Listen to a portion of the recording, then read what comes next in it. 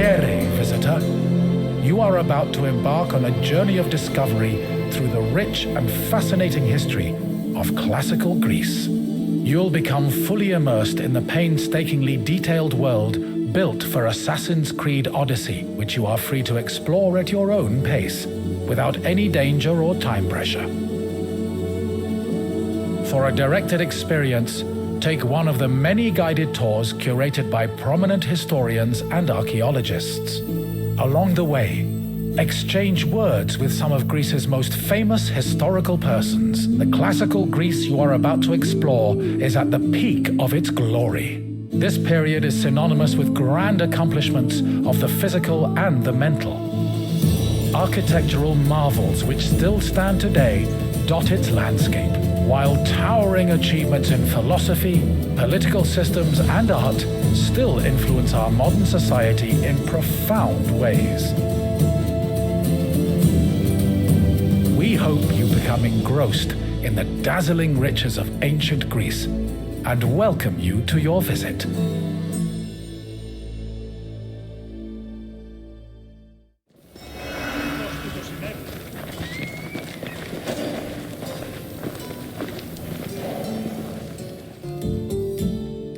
Greetings, wanderer, and welcome to the Acropolis, the shining jewel of Athens. The Acropolis of Athens is a bastion of art and culture worthy of the gods themselves. Within this citadel, you will find many important sacred buildings, as well as some of the most magnificent art in all of Greece. You are in for a very enlightening visit. When you're done, come find me, and we can discuss the things you have seen. Farewell for now.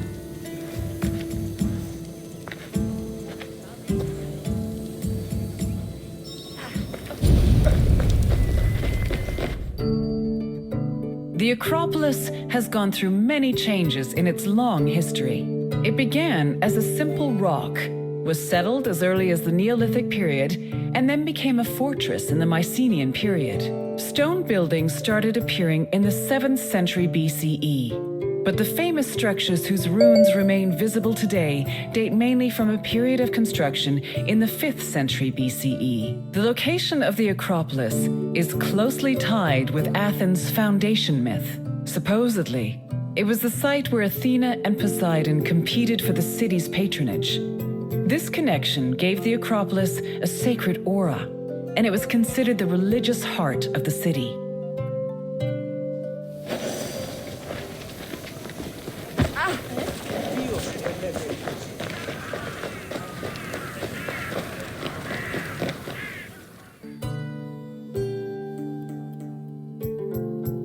The Temple of Athena Nike was built on the remains of old fortifications from the Mycenaean era. Worship at the temple can be traced back to the 6th century BCE, but the building itself was destroyed during the Greco-Persian Wars a century later. It was rebuilt during the Peloponnesian War. Given that the name Athena Nike roughly means Athena of victory, it was likely constructed in the hopes that Athens would win the war. Unusually, the temple depicts historical scenes of battles against the Persians instead of the more mythologically inclined art of other Greek buildings. The temple's priestess was chosen randomly among the Athenians and received a salary of 50 drachmae annually, along with skins and trophies from sacrificed animals.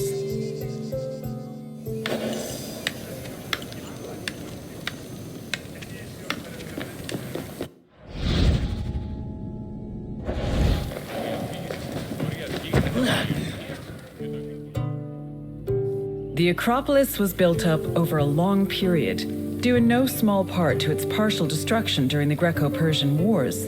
It was in the 5th century BCE, though, that the Acropolis received its most significant improvements.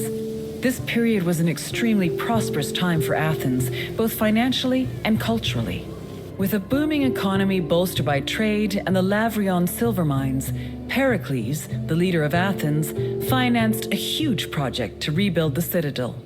He enlisted the help of renowned artists like the sculptor Phidias, as well as the architects Iktinos and Callicrates. Together, they erected buildings like the Parthenon and the Propylaea Gateway, Pericles' goal was to make the Acropolis into a glorious monument to the gods and to mortal Athenians.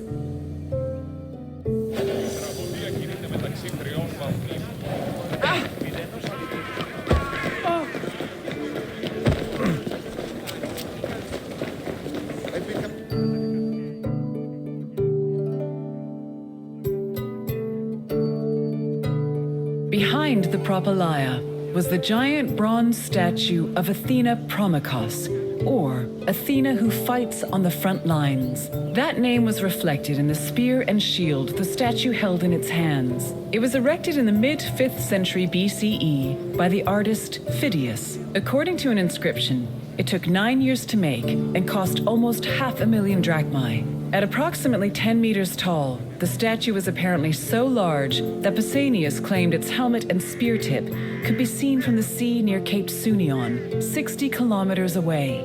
The ornamentation on the statue's shield was engraved by the metalsmith Mies.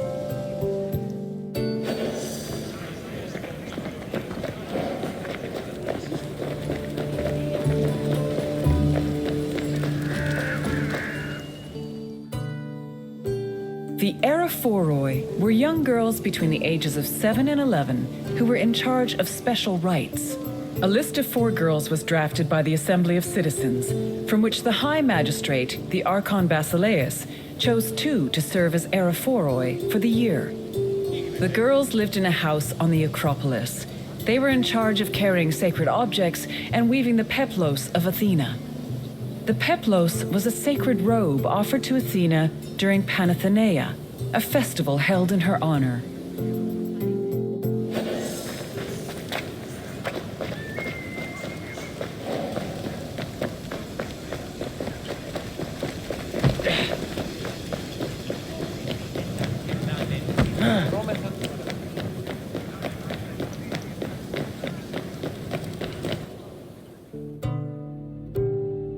The Erechtheion was an atypical temple.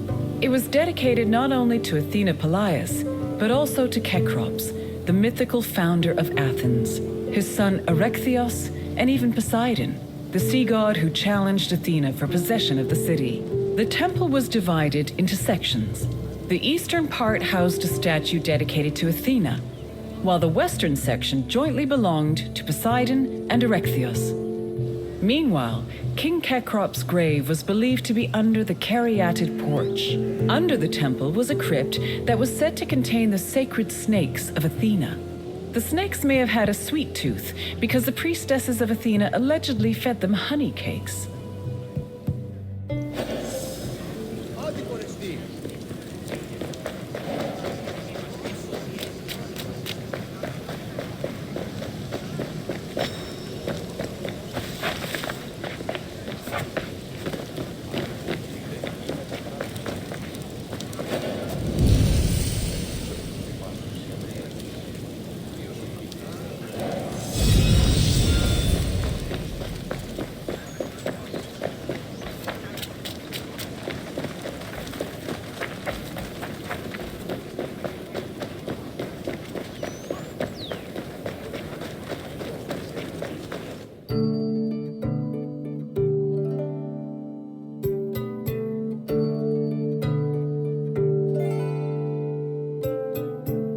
The Parthenon is one of the most well-known buildings in the world and an enduring symbol of ancient Greek civilization. While it is located on the Acropolis, the building is not a traditional temple.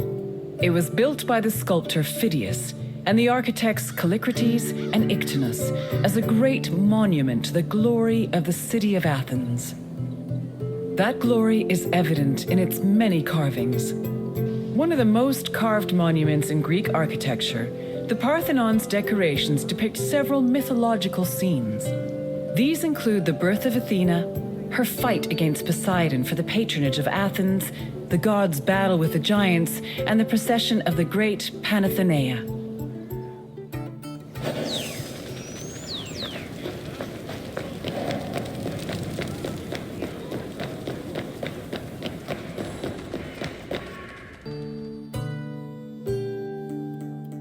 The Parthenon's inner chamber, or cella, contained a massive statue of Athena that was considered to be one of the sculptor Phidias's greatest masterpieces. The statue was chryselephantine, a combination of gold and ivory. To justify the steep cost of its construction, Pericles told Athenians that the statue was a gold reserve, which could be disassembled in times of economic distress. The cella also allegedly contained a pool, whose main purpose was to control the room's humidity, which helped preserve the statue's ivory.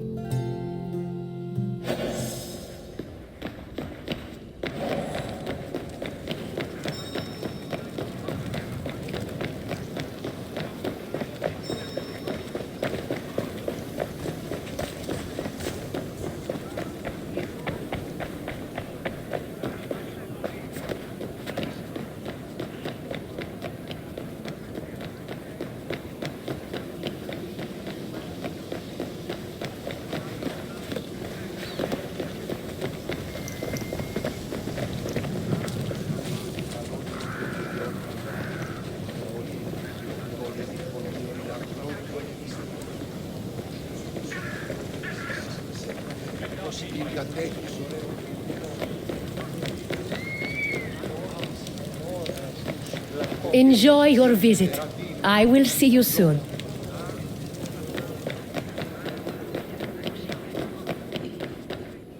Athens' treasury was located in the Parthenon, where it was believed to be protected by Athena herself. The treasury contained objects of great value, acquired from different conquests, as well as a mass of minted silver coins and various offerings to Athena. Pericles also decided to move the entirety of the Delian League's treasure to the Parthenon in 454 BCE. This was a great testament to Athens' power over the rest of Greece. The riches were divided into two parts: the Demosia, which belonged to the city, and the Hiera Cremata, which was dedicated to the goddess and only used for religious purposes.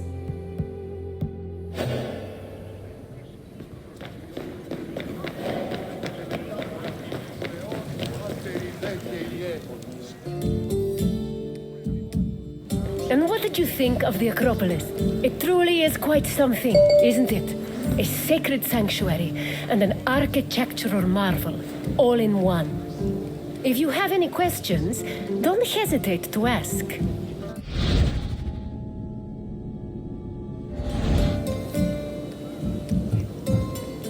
You're confident enough for a test? Very well. Let us see how much you know. Which two gods competed for Athens' patronage?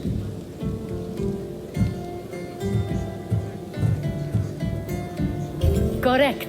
It was Poseidon and Athena who fought for Athens' patronage. As for who won, the answer is in the city's name. On to the next question. Who sculpted the statue of Athena in the Parthenon? Correct. The renowned sculptor Phidias made the statue, which was considered one of his masterpieces. And now, the final question. Which king's tomb was believed to be under the caryatid porch? That is correct. Kekrops was the mythological first king of Athens, and his tomb was said to be under the Erechtheion. It seems you know much about this place. Well done, wanderer. Very well. On to the next tour.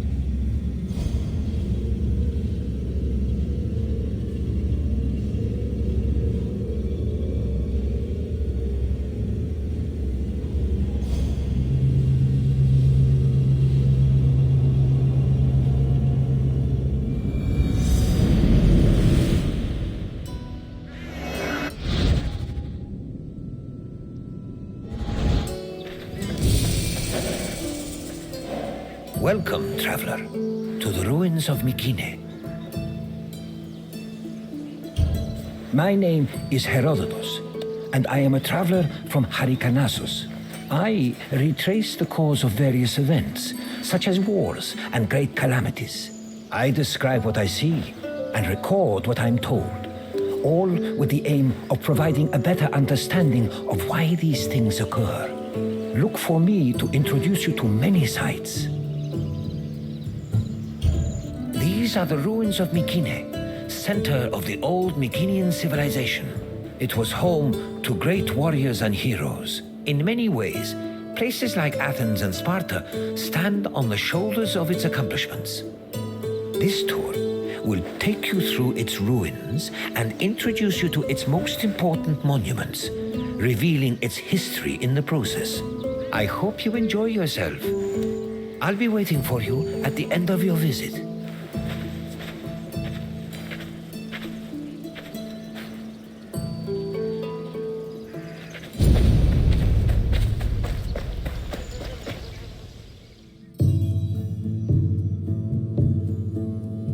The Mycenaean civilization flourished in the Late Bronze Age between 1600 and 1200 BCE. During this period, it was mainly located in the Peloponnese and central Greece. Mycenaeans were known for exploring distant lands.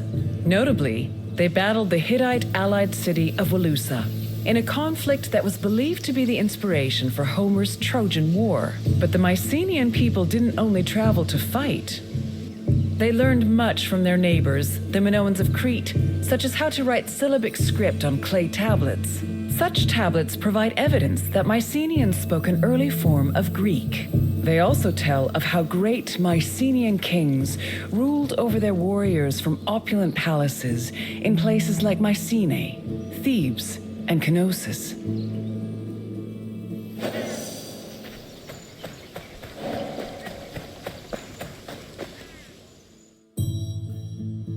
The entrance to Agamemnon's citadel, or the Lion Gate, is one of the most iconic monuments in Mycenae. It is impressive for both its height and for the intimidating rendering on its relief, which depicts two lions standing on either side of a column. Unfortunately, the lions' heads, which were presumably made of a precious metal or higher quality stone, have been lost to time. The gate was most likely meant to greet a triumphant king returning home from successful military campaigns and to awe foreign visitors.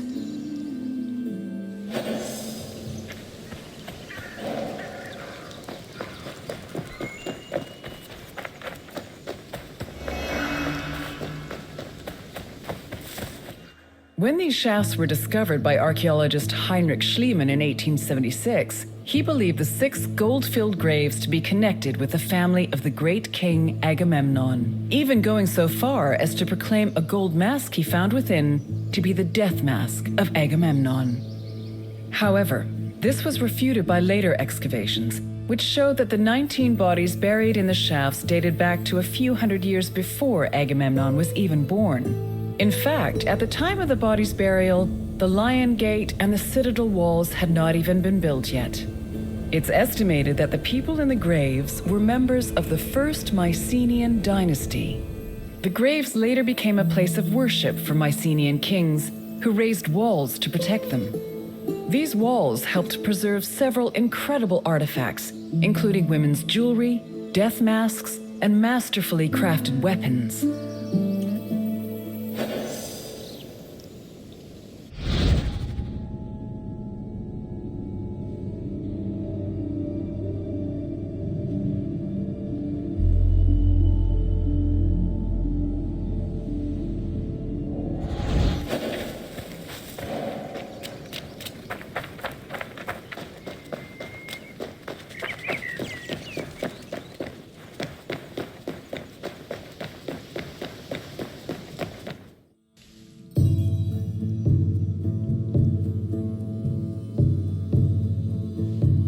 By 1250 BCE, Mycenae was at the height of its power, and its living quarters and workshops were numerous. Houses were built everywhere, from the top of the palace's hill near the king's residence, to the slopes and terraces within the walls, to the nearby hills outside the citadel. At one point, the citadel's walls even had to be enlarged to make room for more quarters.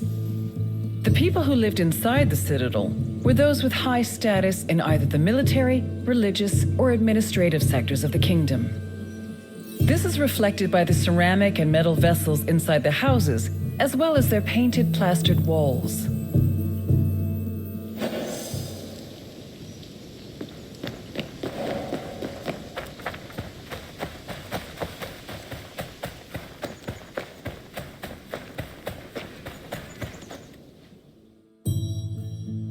A traveler seeking an audience with the king would have first ascended a steep ramp from the Lion Gate to the citadel's summit. Here, they would have walked into the palatial complex through a grand entrance called the Propylon.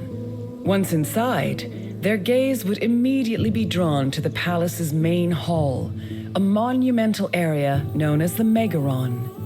The vividly decorated Megaron, which glittered with precious objects and colorful frescoes in its heyday, was where the king would have received the traveler. If the king was feeling generous, he would have shared with the visitor the palace's most marvelous feature, its commanding and majestic view, which stretched from the plain of Argolis to the gleaming Aegean Sea.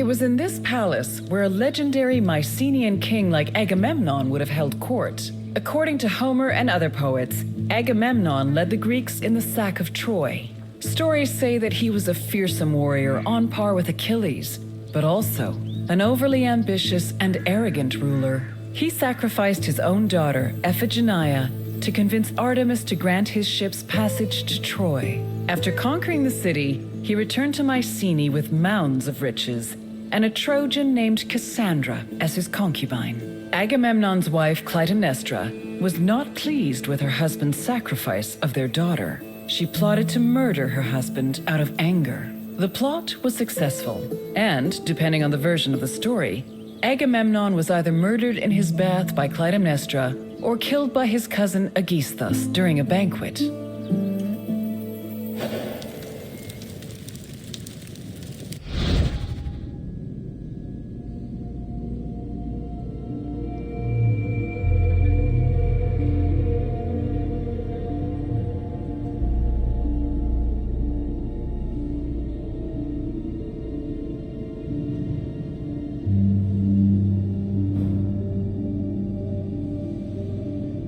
It was in this